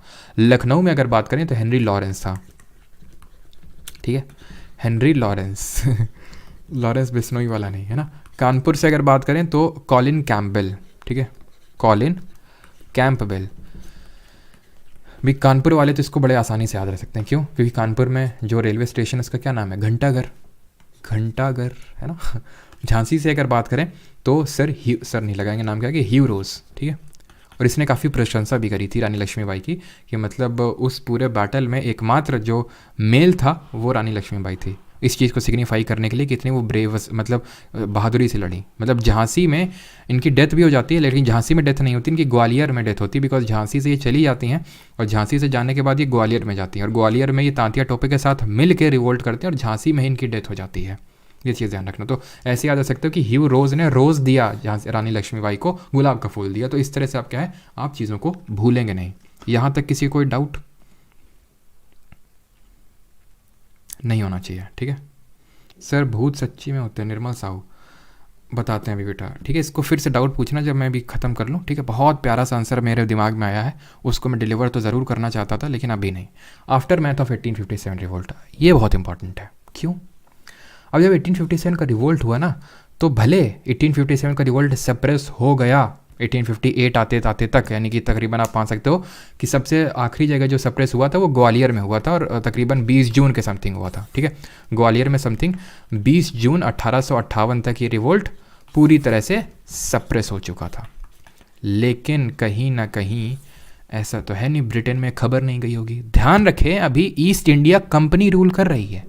जैसे फॉर एग्जांपल ऐसे समझ लो कि हमारी इंडिया की कोई कंपनी, रिलायंस मुकेश अंबानी जी की, वो अफ्रीका के किसी, मान लो कि बुर्किना फासो में गई, रिलायंस मुकेश अंबानी गए वहाँ पे ट्रेड करने के लिए गए, मोदी जी से बोले ट्रेड कर लें, बोले कर लो, पैसा इतना दो कर लो जाके। तो ये जब ट्रेड करने गए धीरे धीरे बढ़ाते गए बढ़ाते गए बढ़ाते गए, उस पूरे बुर्किना फासो में रूल करने लगे। वैसे बुर्किना फासो इतना तो बड़ा बड़ा नहीं है, लेकिन पूरे ऐसे मान लो कि पूरे बुर्किना फासो में रूल करने लगे एक तरह से, समझ रहे हैं।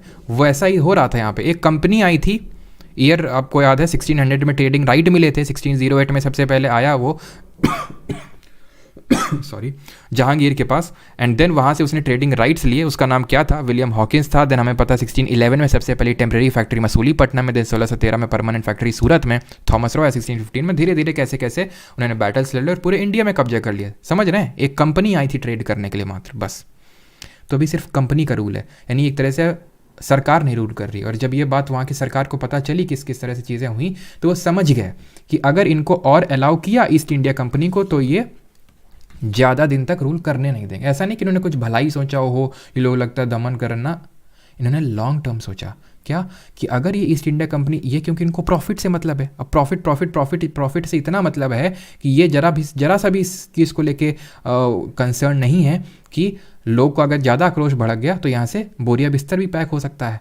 तो जो पैसा आ रहा है कॉन्टीन्यूअस और बहुत ज़्यादा पैसा आ रहा है इंडिया से, वो नहीं आएगा फिर। तो फिर उन्होंने कहा ईस्ट इंडिया कंपनी अब तुम बोरिया बिस्तर पैक करके वापस आ जाओ। इनको बुला लिया, यानी ईस्ट इंडिया कंपनी यहाँ से ख़त्म हो जाती है। वो कंपनी जो 1600 में ओरिजिनेट होती है, कुछ बंदे, कुछ 2-3 लोगों ने या फिर 4-5 लोगों ने एक्चुअल में स्टार्ट किया इस कंपनी को, जो पूरे कंट्री में रूल करने लगी, समझ रहे हो। और वो अब जाके 1858 में जाके ख़त्म होती है। और अब यहाँ पे जो क्वीन थी उन्होंने डिक्लेयर कर दिया और एक एक्ट ले आई जिसको हम बोलते हैं government of India act of 1858, 1858 का एक्ट। इस एक्ट के थ्रू उन्होंने क्या किया? सबसे पहले तो ईस्ट इंडिया कंपनी का जो रूल है उसको एबॉलिश कर दिया, यानी इसको ख़त्म कर दिया पूरी तरह से, और बोल दिया कि अब वापस आ जाओ आप। अब कौन रूल करेगा? अब डायरेक्टली जो है इसको बोला गया क्वींस प्रोक्लेमेशन। अब डायरेक्टली रूल होगा क्राउन का, क्वीन का, रानी या फिर राजा जो हेरिडिटरी जो ओनर है, मतलब एक तरह से क्राउन रूलर, मैंने आपको बताया था मोनार्की सिस्टम चलती है यूके में, वो रूलर एक्चुअल में उसके नाम पे रूल होगा, क्वींस प्रोक्लेमेशन। और क्या हुआ इसमें? और ये हुआ कि अब जो है आर्मी की स्ट्रेंथ है उसमें इंडियंस को कम कर दिया जाएगा, क्योंकि उन्होंने अब देख लिया है कि आर्मी की स्ट्रेंथ में अगर इंडियंस ज़्यादा होंगे तो क्या भुगतना पड़ सकता है जब आर्मी ही आपके खिलाफ हो जाए। बिकॉज आप आर्मी को यूज़ करते हो किसी के खिलाफ सप्रेस करने का, रिवोल्ट, आर्मी ही आपके खिलाफ रिवोल्ट कर लो, किसको यूज़ करोगे? तो आर्मी में इंडियंस को कम किया। और क्या क्या किया वैसे हम ये पॉलिटी में भी पढ़ेंगे, लेकिन चलो मैं आपको यहाँ पे बता देता हूँ। गवर्नर जो जनरल है उसको वॉइसरॉय बना दिया। इस समय ज़रा बताइए जल्दी से मुझे कौन गवर्नर जनरल था जो पहला वॉइसरॉय बनेगा? और क्या किया इन्होंने? और इन्होंने एक सेक्रेटरी ऑफ जनरल की पोस्ट क्रिएट कर दी। सेक्रेटरी ऑफ जनरल कौन था? ब्रिटेन में ही बैठा हुआ एक सांसद। जैसे कि फॉर एग्जांपल मान लो कि एक हमारे यहाँ पे पार्लियामेंट में लॉ है और उससे कोई सांसद मान लेते हैं अमित शाह को सेक्रेटरी ऑफ जनरल घोषित कर दिया कि आप पूरे जो है इस पूरे कंट्री के मैटर्स को देखेंगे। तो एक सेक्रेटरी ऑफ जनरल वहाँ का एमपी था, यानी कि मेंबर ऑफ पार्लियामेंट था, उसको बोल दिया कि आप पूरी तरह से इंडिया के अफेयर्स ही मैनेज करोगे, आपका और कुछ काम नहीं है। उसके लिए हम आपको एक 15 मेंबर्स की काउंसिल देंगे और उस 15 मेंबर्स की काउंसिल का यूज़ करिए और इंडिया के सारे अफेयर्स को मैनेज करिए। और भी काम हुए थे, जैसे कि मैं आपको बताऊँ तो इसमें डुअल गवर्नमेंट ख़त्म हुआ था। एक मतलब बोर्ड ऑफ गवर्नर और कोर्ट ऑफ डायरेक्टर हुआ करते थे, लेकिन वो अभी हमें जानने की ज़रूरत नहीं है, वो हम पॉलिटी में पढ़ेंगे, ठीक है। तो इतनी चीज़ें अभी हमको याद रखना है कि ईस्ट इंडिया कंपनी यहाँ से ख़त्म हो जाती है 1858 से। क्वींस प्रोक्लेमेशन अब डायरेक्टली क्राउन रूल होगा, ध्यान रखना है इसको। इसका मतलब है डायरेक्टली क्राउन रूल होगा। आर्मी में इंडियंस की जो स्ट्रेंथ है उसको कम कर दिया जाएगा और गवर्नर जनरल को वॉइसरॉय में कन्वर्ट कर दिया गया। और पहला जो वॉइसरॉय बना वो कौन बना? कैनिंग बना, बिकॉज कैनिंग इस समय क्या था? वॉइसरॉय था, गवर्नर जनरल था, इसलिए वो वॉइसरॉय बन गया। यहाँ पे होती हमारी चीज़ें ख़त्म, ठीक है। अब कमेंट्स ऑन 1857 रिवोल्ट देख लेते हैं।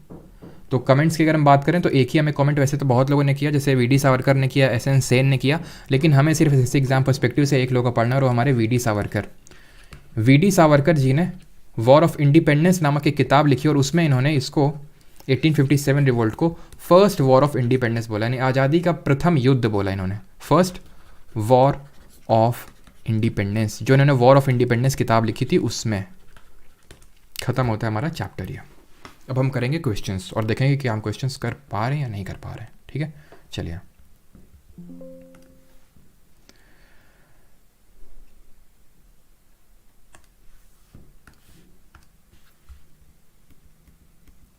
चलिए पहला question, under whose leadership a parallel government was established in Jagdishpur in 1857, यानी कि 1857 में किसके नेतृत्व में जगदीशपुर में समानांतर सरकार की स्थापना की गई थी। चलिए बफरिंग हो रही क्या? सिंधिया पर कुछ बोलिए यार, क्यों? मतलब उस एग्जाम पर्सपेक्टिव से इंपॉर्टेंट नहीं है, मतलब कहानी सुनाने के पर्सपेक्टिव से तो ठीक है, इंपॉर्टेंट है कि हाँ सिंधिया जो थे ग्वालियर के, उन्होंने धोखा दिया था ब्रिटिशर से मिलके, और इसी वजह से रानी लक्ष्मीबाई की जो है डेथ भी वही उन्हीं के कारण से मानी जाती है। लेकिन खैर हमारे एग्जाम पर्सपेक्टिव से उतना इंपॉर्टेंट नहीं है, तो डिस्कस नहीं करेंगे उसको इतना ज़्यादा। तो लीडरशिप ऑफ पैरेलल, और ये क्वेश्चन अगर मैं बात करूँ तो ये पूरा नहीं है, बिकॉज अब मैं अगर मैं बात करूँ तो जगदीशपुर मतलब वही जो बिहार वाला है, तो बिहार से कौन लीडर थे? कुंवर सिंह थे। एक्चुअली में कुंवर सिंह तो थे, ठीक है, कुंवर सिंह जो थे। और एक चीज़ रिमाइंडर फिर से, जो कल रिमाइंडर मैंने लगाया था आज नहीं लगाया था, कि seat straight and deep breath, ठीक है। वैसे मैं, क्योंकि मेरे तो पेन हो रहा है पूरे बैक और नेक में, तो मुझे याद आ जाता है, तो मैं आपको भी बताना चाहता हूँ ताकि आप इस दर्द से ना सफ़र करें, है ना। अभी नहीं होगा तो बाद में, जब आप 5-6 साल बाद ज़रूर होगा, अगर आपका पॉस्चर काफ़ी ख़राब रहा, ठीक है। तो ध्यान रखिएगा इस चीज़ को। डीप ब्रीथ करेंगे तो माइंड रिलैक्स रहेगा, अच्छा फोकस कर पाएंगे, और सीधे बैठेंगे तो बैक स्पाइनल कॉर्ड सही रहेगी, ठीक है। तो कुंवर सिंह एक्चुअल में भी आंसर हो सकता है, और अमर सिंह भी हो सकता है। अमर सिंह इनके भाई थे एक्चुअल में, इन्होंने भी पैरेलल गवर्नमेंट एक सेटअप करी थी जगदीशपुर में इनके डेथ के बाद, कुंवर सिंह के बाद। तो इसको थोड़ा सा डिस्प्यूटेड क्वेश्चन हम मान सकते हैं, बिकॉज अगर पूछेगा कुंवर सिंह के बाद तो देन आंसर अमर सिंह होगा, बट यहाँ पे वैसे लिख नहीं रखा, तो यहाँ पे हम कुंवर सिंह प्रेफर करेंगे, नहीं तो फिर अमर सिंह आंसर होता। What were the social religious causes during this period that cause unrest among the people. इस काल में यानी 1857 के टाइम पीरियड पे वो कौन से सामाजिक धार्मिक कारण थे जिनके कारण लोगों में अशांति फैल गई? क्या कारण थे? तो एक्टिविटीज़ ऑफ क्रिश्चियन मिशनरीज हमने देखा था, ये भी एक कारण थे, ठीक है, क्रिश्चियनिटी में कन्वर्ट कर रहे थे। Attempts to bring social reform लाना चाह रहे थे, अबॉलिश करना चाहते थे सती को, विडो रीमैरिज और ये एजुकेशन 1854 में हम पढ़ेंगे। 1854 में एक वुड्स डिस्पैच आता है, चार्ल्स वुड लेके आता है वुड्स डिस्पैच, जिसको कि Magna carta of Indian education system बोला जाता है। तो ये सारी चीज़ें रास नहीं आ रही थी लोगों को। टैक्सेशन ऑफ मॉस्क टैक्स लग रहा था, रेशियल सुपीरियरिटी दिखा रहे थे, तो ये सारे ही मतलब कारण थे। Option number B. सीडीएस में आया हुआ क्वेश्चन है, who were the leaders associated with Santhal rebellion of 1855 and 1856 में संथाल विद्रोह से जुड़े नेता कौन से थे, ये आपको बताना है।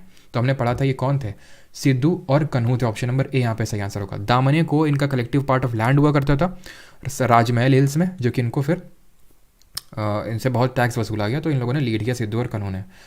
The administrative consequence of the revolt of 1857 was transfer of power from, बताइए।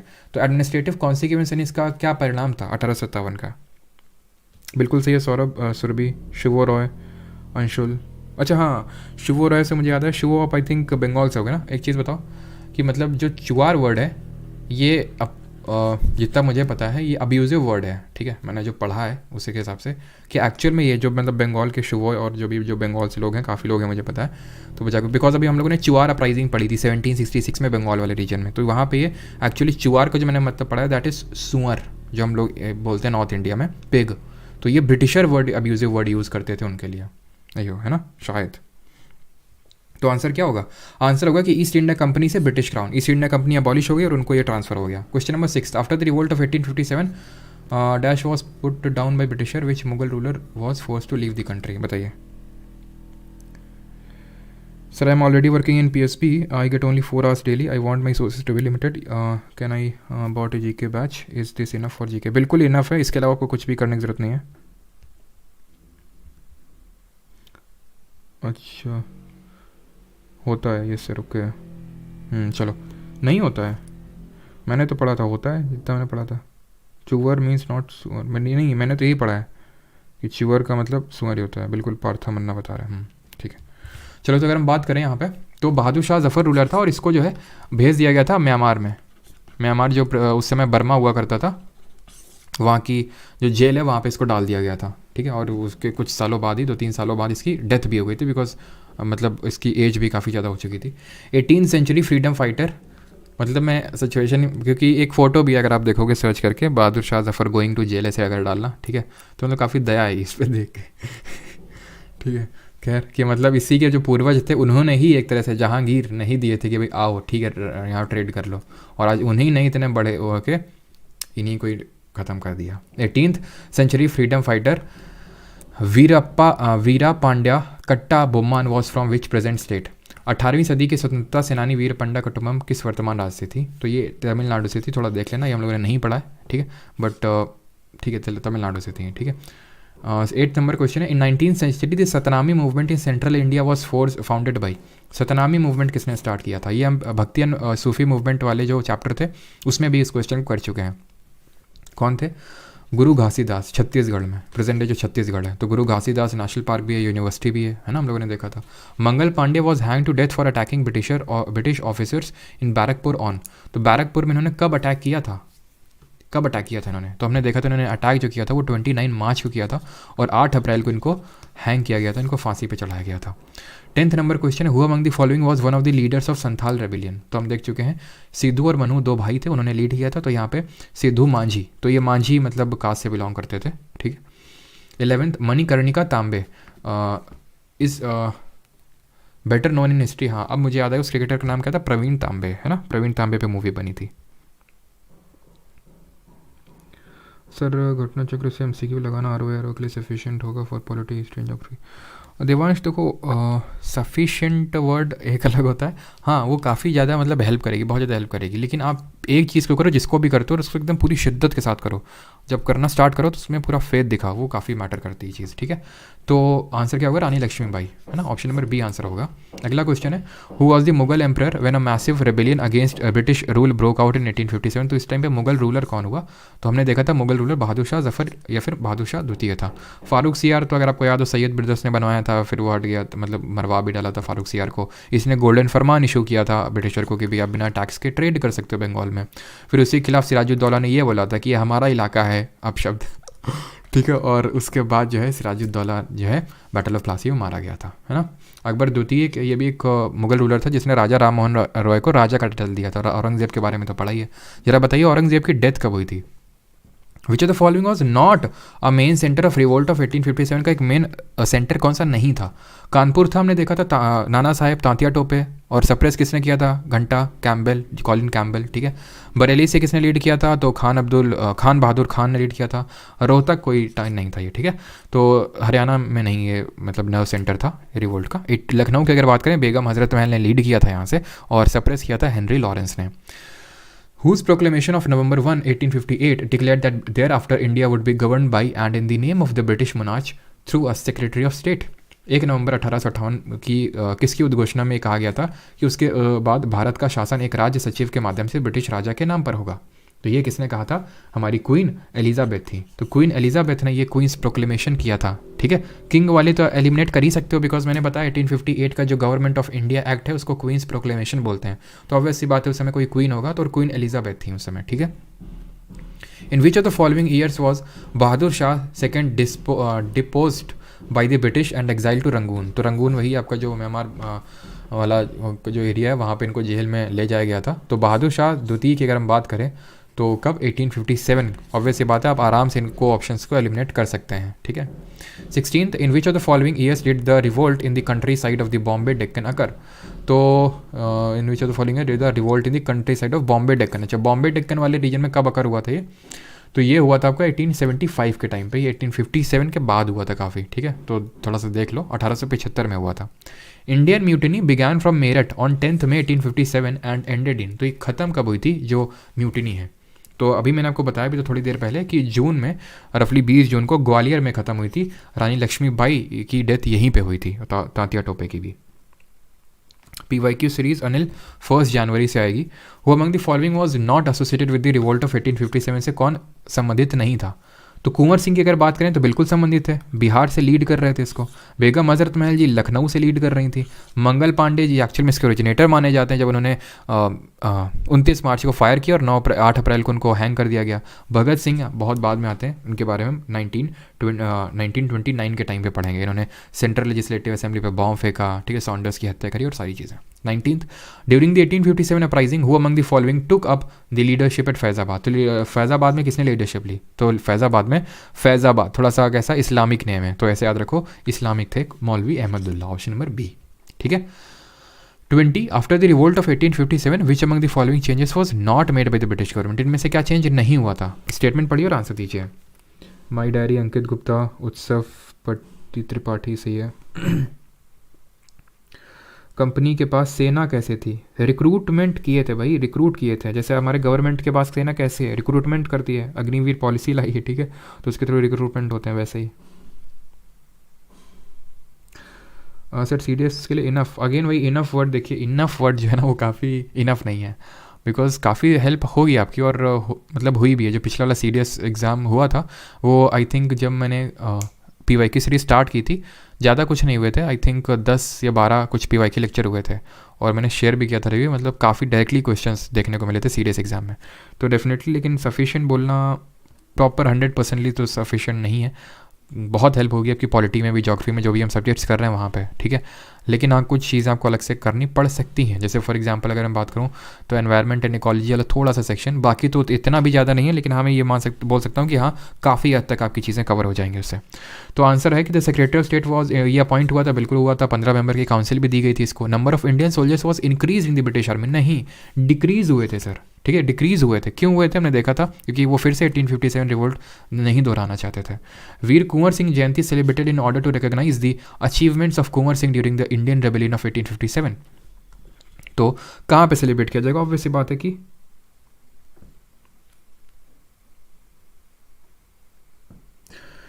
क्वेश्चन 17 का आंसर बी होगा, खत्म कोलकाता में ही हुआ था, effectively ended in Gwalior. Please check question 17 में बी होगा। अच्छा बी नहीं होगा, ए ही होगा, ठीक है। ग्वालियर 20 जून 1858, ठीक है, इसका आंसर होगा। जो ऑफिशियल आई थिंक, अब इतना तो मुझे ऑफिशियल नहीं पता, लेकिन यही आंसर होगा, ठीक है, ऑप्शन नंबर ए। चलिए आंसर की अगर बात करें इसकी, तो आंसर क्या होगा? ऑप्शन नंबर बी, बिहार, ठीक है। Sepoy mutiny of 1857 took place when dash was the governor general of India. तो कौन था गवर्नर जनरल इस टाइम पे? हमें पता है कौन था, कैनिंग था। ऑप्शन नंबर डी आंसर होगा, ठीक है। Dadabhai Naoroji offered a स्कैथिंग, अब यहाँ पे इसके बाद जितने भी क्वेश्चन होंगे वो आप करेंगे, ठीक है। Dadabhai Naoroji offered a scathing criticism of the economic impact of British rule through the book and title. तो बुक का नाम क्या था जिन्होंने वो किया था? बुक का नाम था poverty and British rule in India, option number C, ठीक है। ये इनकी किताब का नाम था, ये हम आगे भी देखेंगे, बिकॉज हमारा जो अगला लेक्चर होगा वो मंडे का होगा, वहाँ पे सोशल रिलीजियस रिफॉर्म मूवमेंट देखेंगे, और उसके बाद हमारा कांग्रेस आएगा, तो वहाँ पे हम इसको अच्छे से देखेंगे। वुड्स डिस्पैच, चलिए इसको लास्ट क्वेश्चन बना लेते हैं। ये 1854 में आया था, और इसके रिगार्डिंग भी हम आगे ही पढ़ेंगे, अभी नहीं, ठीक है। तो 1854 में आया था, और ये एजुकेशन से संबंधित था। वुड्स जो आपका डिस्पैच था, ठीक है। इसने एक तरह से डाउनवर्ड फिल्ट्रेशन थ्योरी, जो डाउनवर्ड फिल्ट्रेशन थ्योरी जो आई थी उसको निगेट किया था, बट इसके बारे में हम बाद में पढ़ेंगे, तो अभी इसको आप मत ज़्यादा इस पर फोकस करो, ठीक है। चलिए, तो 2-3 क्वेश्चन आपको खुद से करने हैं, 4-5 आई थिंक। ये क्वेश्चन तो हम लोगों ने कल ही किया था। First cotton mill in India was set up spinning mill in 1854। तो कॉटन मिल, हाँ कॉटन मिल में एक चीज़ ध्यान रखना, कल एक बार इस चीज़ को कन्फर्म कर लेना। मैं फिर से इस चीज़ को मतलब पूरी तरह से क्लियर कट कर देता हूँ कि जो पहली कॉटन मिल है वो 1818 में फोर्ट ग्लोस्टर में आई थी, ठीक है। फोर्ट ग्लोस्टर, ये मैंने आपको कल बताया भी होगा, लेकिन वो सक्सेसफुल हो नहीं पाई थी। देन 1854 में बॉम्बे स्पिनिंग एंड वीविंग मिल के तौर पे गई, और ठीक है। और अगर हम बात करें तो 1855 में पहली jute mill, first jute mill setup होती है रिसरा, वेस्ट बंगाल में। कहाँ पे? रिसरा में, और इसका नाम होता है एकलैंड मिल। तो इस चीज़ को एक बार कंफर्म कर लेना, गलती से आई थिंक एकलैंड मैंने वहाँ पे बता दिया था, if I am not wrong, मतलब वहाँ पे मैंने बता दिया था गलती से। तो एकलैंड मिल आपकी जूट मिल का नाम था, ठीक है। ये चीज़ ध्यान रखना नाम का, ठीक है। चलिए, तो ये क्वेश्चन वही क्वेश्चन है, आपको ये होमवर्क के तौर पे करने हैं, बाकी इनको नहीं होगा तो इसके आंसर्स मैं प्राइवेट टेलीग्राम ग्रुप पे डाल दूंगा, ठीक है। 20 का बी होगा। अच्छा 20 कहाँ गया? तो 20 का बी तो है,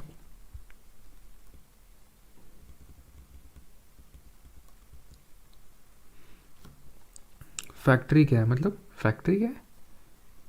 फैक्ट्री और क्या? फैक्ट्री भी नहीं जानते हो क्या? अभी आए हो क्या? एकदम लैंड किया हो यहाँ पे समझा? फैक्ट्री क्या पूछ रहे हो आप Satyam? Sir what are the consequences of 1857? सबसे बड़ा कॉन्सिक्वेंस तो गवर्नमेंट ऑफ इंडिया 1858 ही था, ठीक है। उससे पूरा इंडिया कंपनी खत्म, रूल खत्म हो गया उसका। सबसे बड़ा कॉन्सिक्वेंस तो यही था।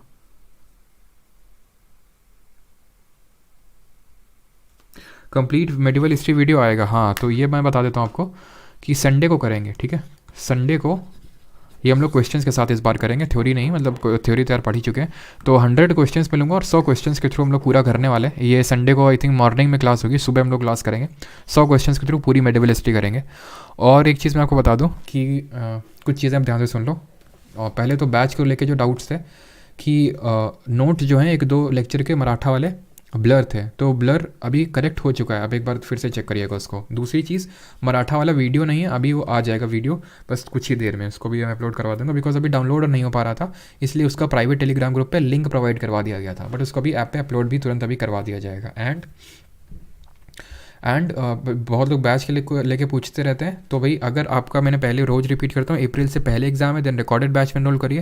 अप्रैल के अगर बाद है देन जो लाइव चल रहा है CCG के 2.0, ठीक है वो। बाकी करंट अफेयर अभी मैं इंस्टाग्राम पे अपलोड कर रहा हूँ, ठीक है, 1.5 मिनट के अंदर का ही वो होता है, एक रील टाइप में होता है, तो अभी आप वो करते रहोगे, देन हम लोग मंथली करंट अफेयर 31 दिसंबर को करेंगे, इस साल के अंत में, ठीक है, 31 दिसंबर को, और वो क्लास रात 9 बजे स्टार्ट होगी।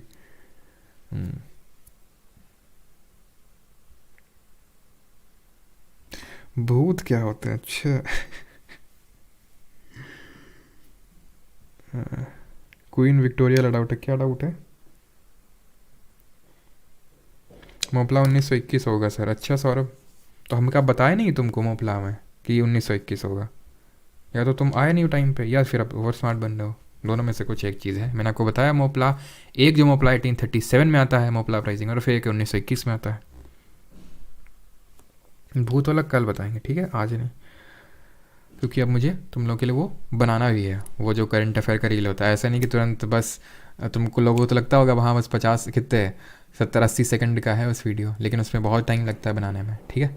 तो इसलिए आपका कोई अगर डाउट तो नहीं है यहाँ पे अभी। न्यू ईयर की शाम रात को 9 बजे।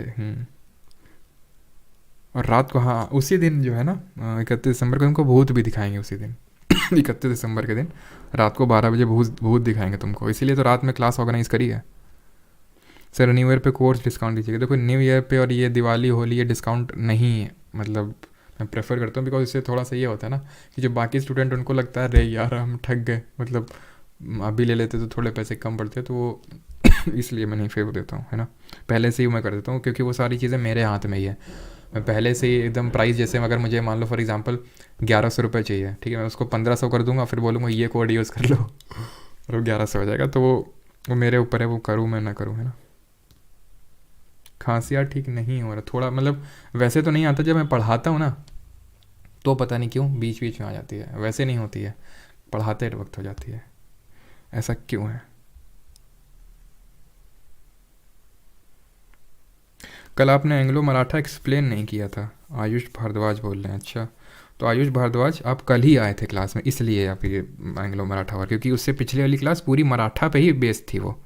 अच्छा मतलब, अच्छा उस पर भी आप हो सकता है ये कर रहे हो। हाँ एक्सप्लेन, अगर आप ये बोल लो कि उतना भी और डीप में क्यों नहीं घुसे, वैसे तो मैंने थोड़ी चीज़ें बताई थी, क्योंकि वो उतना नीडेड नहीं है, क्योंकि उससे पहले मैंने एक्सप्लेन करने की कोशिश करी थी थर्ड बैटल ऑफ पानीपत को, ठीक है, और फिर मुझे रिस्पॉन्स समझ में आ गया था कि एक्सप्लेन से मतलब नहीं, तो इसी वजह से वहाँ मैंने बता दिया। नहीं तो अगर मैं वहाँ पे एक्सप्लेन करना जाता, इतना बाजीराव और इतना पेशवा होता ना कि कन्फ्यूज़ हो जाते तुम वहाँ पे इतना ज़्यादा बाजीराव और पेशवा और ये वो राव, ये सारी चीज़ें होती हैं, क्योंकि कई सारे नाम तो आपको रिपीट मिलते हैं, जबकि हैं वो दूसरे रूलर, लेकिन नाम रिपीट मिलते हैं,